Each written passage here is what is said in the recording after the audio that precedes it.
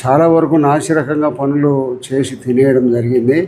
అవసరం లేని పనులు కూడా ఎన్నో రికార్డులు చేసి మున్సిపల్ కౌన్సిల్ అందు ఆమోదం చేసి పనులు చేయడం జరిగింది అని అన్ని రకాల పనుల మీద విచారణ చేయమని చెప్పి ఒక రిప్రజెంటేషన్ ఇచ్చినారు.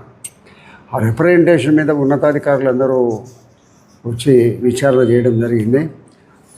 మన అనంతపురం ఆర్డి గారు కానీ మన బయట నుంచి కొంతమంది ఎగ్జిక్యూటివ్ ఇంజనీర్లు వాళ్ళందరికీ వచ్చి ఈ విచారణ చేసిన తర్వాత దీంట్లో తప్పులు జరిగినాయని ఉన్నతాధికారులకు నివేదించడం జరిగింది.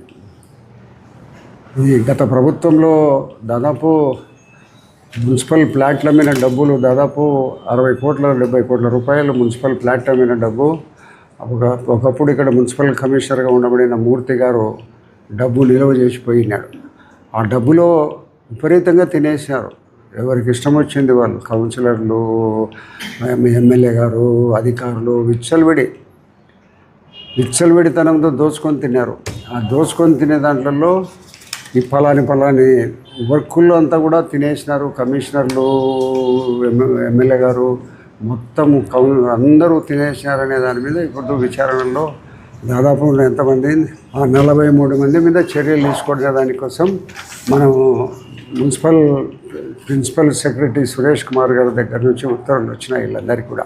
మాజీ ఎమ్మెల్యే గారు సత్యహరిశ్చంద్రన్ లాగా మాట్లాడి ఎక్కడ అవినీతి లేదు వరదరాజుల రెడ్డి ఆయన కొడుకే అవినీతిపరుడు అని నిరంతరం మాట్లాడుతున్నాడు. ఆ మాట్లాడే మాటలకు మేము మళ్ళీ తిరిగి ప్రెస్ చెప్పాలని కూడా అనుకోవడంలే. ఎందుకంటే నిజము నిలకడ మీద తెలుస్తుంది. ఈ ఉన్నతాధికారులు ఈ విచారణలో నిర్ధారణ అయినారు. 43 మంది, ఒక 3 కమిషనర్ల మీద, ఇంజనీర్ల మీద, డిఈల మీద, సూపర్వైజర్ల మీద, మున్సిపల్ ఆఫీసులో పనిచేసే చాలామంది మీద ఎవరైతే డబ్బు సంబంధం ఉందో, ఎవరు బిల్లు చేసే అధికారం ఉంటుందో వాళ్ళందరి మీద కూడా చర్యలు తీసుకునేదానికి సురేష్ కుమార్ గారి దగ్గర నుంచి ఉత్తర్వులు వచ్చి ఉన్నాయి. మరి ఎందుకు నువ్వు నీతిపరుణమని చెప్తుంటావు? నేనేదో సత్యహరిశ్చంద్రన్ మాదిరిగా ఉంటాను, ఎక్కడ కూడా తప్పు చేయదు, నేను అబద్ధమే ఆడను అని చెప్తుంటావు. దీనికి ఏం చెప్తావు నువ్వు? అవకతవకలు జరిగినాయని నిర్ధారణ అయింది. త్వరలో వీళ్ళు చట్టపరంగా నోటీసులు ఇచ్చినారు. దీనికి జవాబు ఏం చెప్పాలనే దాని మీద వాళ్ళకు అవకాశం కల్పించినారు. అందరికీ నోటీసులు వచ్చినాయి. నోటీసుల మీద వాళ్ళు ఏం సమాధానం ఇస్తారో దాని మీద మళ్ళీ ప్రతిచర్యలు ఉంటాయి. కాబట్టి ఏం చెప్తావు? ఇంతమంది ఉద్యోగస్తులు పొల్యూటెడ్ అయిపోయింది. మున్సిపాలిటీ అంతా నేర్పించినావు. డబ్బు నువ్వు తినేది కాక వాళ్ళందరికీ తినేది నేర్పించినావు. నీ బాగుపడితే పెత్తనం. మున్సిపల్ చైర్మన్ నామినల్గా ఉంది ఆడ. పెత్తనం అంతా ఎవరిది? నీది, మీ బాగుపడిది. పెత్తనం జరిగేదాడ. ఆయమ్మని ఊరికే కూర్చోంటే లే అంటే లేయాలా? మేము ఉన్నప్పుడు అందరూ స్వేచ్ఛగా ఉంటున్నారు. ఎవరు కూడా వాళ్ళలో ఏదైనా కొన్ని విషయాలు తప్పక మిగతా విషయాల పరిపాలనలో మా జోక్యం ఉండేది కాదు. ఈ రోడ్డు పెట్టాలా, ఈ గోడ కట్టాలా, ఈ చేయాలని మేము చెప్పేవాళ్ళం కూడా కాదు. సంపూర్ణమైన స్వేచ్ఛ ఉండింది మాకు. కానీ మీరు స్వేచ్ఛ చేయలేరు. ఒక బీసీ కులానికి చెందిన అమ్మను మరి అది రిజర్వేషన్ పరంగా బీసీలకు రావడము, ఇప్పుడున్న భీమునిపాటి లక్ష్మీదేవిని చైర్మన్ చేయడము, ఆ అమ్మ ఊరికే ఆడ సంతకం పెట్టమంటే ఆడపడతారు. కోట్ల రూపాయలు ఈ అవినీతి జరిగిన భాగంలో 30 కోట్ల రూపాయలు ఉంటుంది. అక్కడ మార్కెట్కి మార్చిన దానికి డబ్బులు ఎందుకు అవసరము?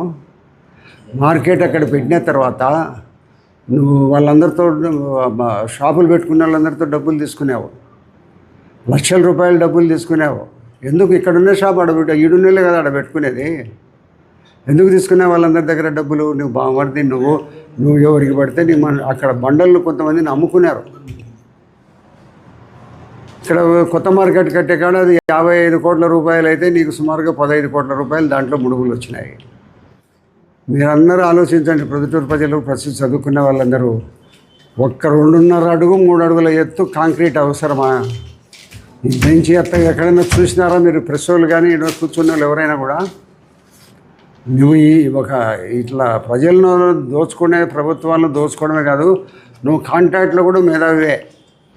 ఈ పరిస్థితుల్లో నువ్వు రోజు మాట్లాడుతున్నావు. నీ సత్యహరిశ్చంద్రన్ కూడా మోయడు నీ ముందర. రోజు నేను నా కొడుకు అంటాడు. చూపించు నువ్వు ఏడన్నా. నా 30-25 ఏళ్ళు ఇప్పుడు 5 ఏళ్లలో ఒక్కటి తేల్చు నా మీద ఏడైనా చెప్పు. తేల్చి ప్రొద్దుటూరు ప్రజలకు తెలియజెప్పు. నేను చెప్తాను ప్రొద్దుటూరు ప్రజలకి ఇప్పుడు 43 మంది ఉద్యోగస్తులకు సోకాజు నోటీస్ ఇచ్చినారు, డబ్బులు తినేసినారని. ఇది డబ్బులు తినేసినారని ఇచ్చినప్పుడు ఇది నిజమే కదా నేను చెప్పింది? నిరంతరము ఏదో హరిశ్చంద్రుని మాదిరి కొండారెడ్డి వరదరాజుల రెడ్డి, కొండారెడ్డి వరదరాజుల రెడ్డి, ఒకరికి తెలియకుండా ఒకరు లెక్క తీసుకుంటారని మాట్లాడతాను. ఇప్పుడు ఎవరు తీసుకుంటున్నారు పెద్ద మనిషి? ఎవరు తీసుకుంటున్నారు? వీళ్ళందరూ నీ మాటలు విని ఈ పొద్దు వాళ్ళందరూ సస్పెండ్ అయ్యే పరిస్థితికి వచ్చింటే నువ్వు ఈరోజు నిన్ను నమ్ముకునేవని నువ్వు ఏం చేస్తావు? వాళ్ళను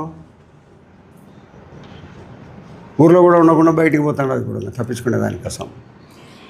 కాబట్టి